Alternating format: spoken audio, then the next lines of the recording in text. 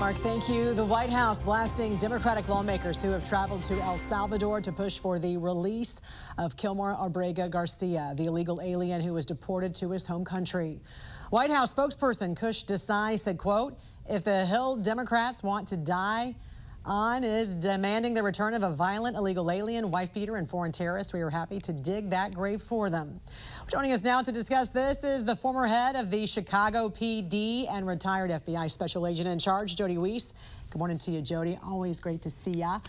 What we are seeing now is this call from Democratic lawmakers that Abrego Garcia was denied due process. Although you do point out the congressional lawmakers who visited Abrego Garcia were silent about the due process for murdered nursing student Laken Riley and did not even vote for the Laken Riley Act. Didn't he already have due process at a deportation hearing back in 2019? Yeah, Jan, good to see you. He clearly did, at least in my opinion. Back in 2019, he had a deportation hearing. And at that hearing, it was determined that he could not be returned to El Salvador. And why was that? Because of safety concerns from a rival gang, the 18th Street Gang.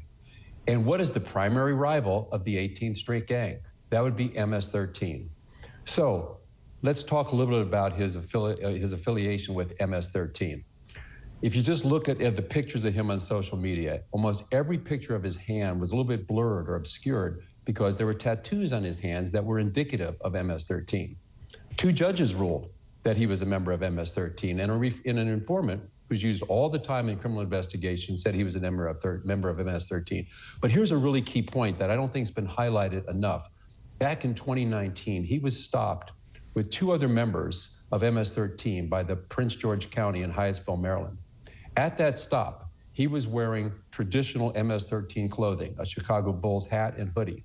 Now, in my experience, actually, our good friend Mark Morgan started the first MS-13 gang squad in the Bureau in Los Angeles. In my experience, there is no way that members of MS-13 would allow someone to be wearing their clothing, to be wearing their colors, if they were not a member of MS-13. So I thought that was a really key point that's not told enough. That, to me, was very indicative that he was a member of that gang. Right, and you're talking about a case that happened back in 2019 where they said he was eligible for deportation, but again, as you said, the reason why he was not deported to his home country was because of that Barrios 18, the rival gang to MS-13 there. I want to talk about what happened in 2022. He was stopped in Tennessee for driving a car which was registered to someone convicted of human trafficking. What do you know about this, and why wasn't he taken into custody then? Boy, that's a great question. That was the human trafficking issue. Back in 2022, he was stopped by the Tennessee Highway Patrol along with 8 other individuals in the car. Surprisingly, no luggage. So when asked about whose car it was, he said, well, it's my boss's. Who was his boss? Well, it was Jose Ramon Hernandez Reyes. Who is that individual? Now, he was a man convicted of human smuggling in 2020.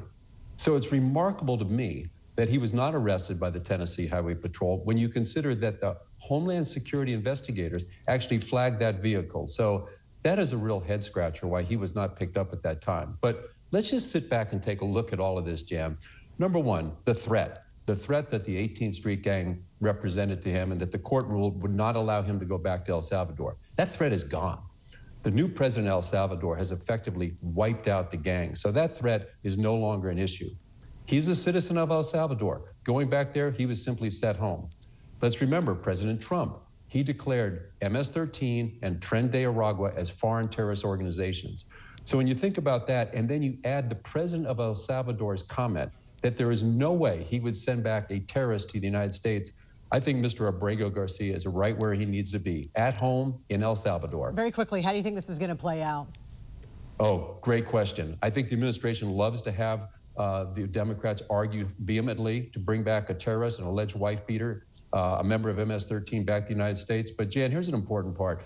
I think until the United States Supreme Court gets in the game, gets off the sideline, and rules that these lower courts cannot effectively dictate foreign policy for the United States, these cases are going to be happening all the time. That's the responsibility of the executive branch and not the judiciary. So Supreme Court, let's go.